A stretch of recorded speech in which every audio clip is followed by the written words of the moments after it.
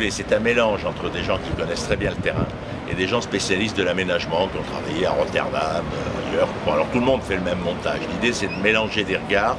Nous, l'originalité de notre équipe, c'est qu'on n'a pris que des gens qui ont travaillé sur des métropoles portuaires, parce qu'on pense que l'avenir de ce territoire, c'est d'abord, avec la mondialisation, qui est une affaire de bateau, c'est d'abord de développer les métropoles portuaires. Mais au sens très large, c'est pas Marseille, c'est Fos, c'est Aix, où il y a 4000 emplois qui sont liés à cette dynamique maritime actuellement, etc.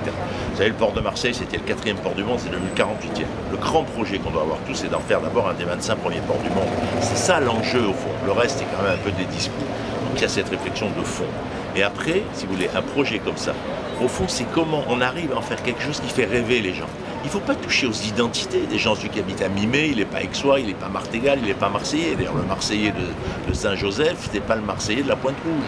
Donc, ne touchons pas aux identités, aux appartenances. Il y a des gens du Sud, du genre du Nord, des musulmans, des Français. Non, mais essayons d'avoir un nous du futur où on peut se dire, tiens, nos enfants, dans 20 ans, ici, ils feront ça. Ils auront tel métier, ils construiront des routes en Afrique, ils vendront des cellules numériques en Asie, etc.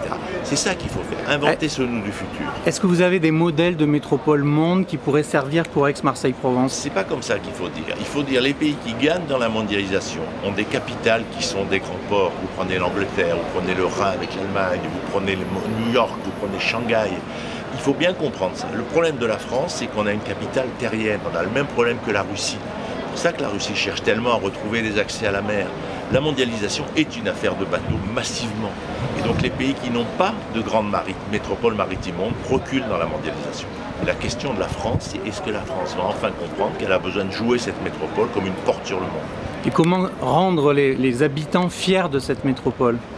Mais pour ça, il faut leur montrer en quoi c'est un espace de développement. Ils pourront trouver du boulot, la diversité des cultures et des religions sera un atout, où ça sera génial d'avoir des mecs qui sont blancs et d'autres qui sont noirs, et où ça va créer des choses, y compris il y aura des conflits, mais les conflits c'est la vie. Et le problème c'est qu'à côté des conflits, quand est-ce qu'il y a des rencontres? C'est ça qui compte, on ne va pas enlever les conflits. Mais par contre, on peut multiplier les rencontres, les synergies.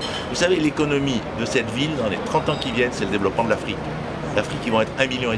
Il y a eu 4000 noyés qui veulent traverser la Méditerranée. Alors, soit dans 10 ans, il y a 40 000 noyés, soit dans 10 ans, on aura commencé à construire une infrastructure en Afrique. Entre les deux solutions, il n'y a rien.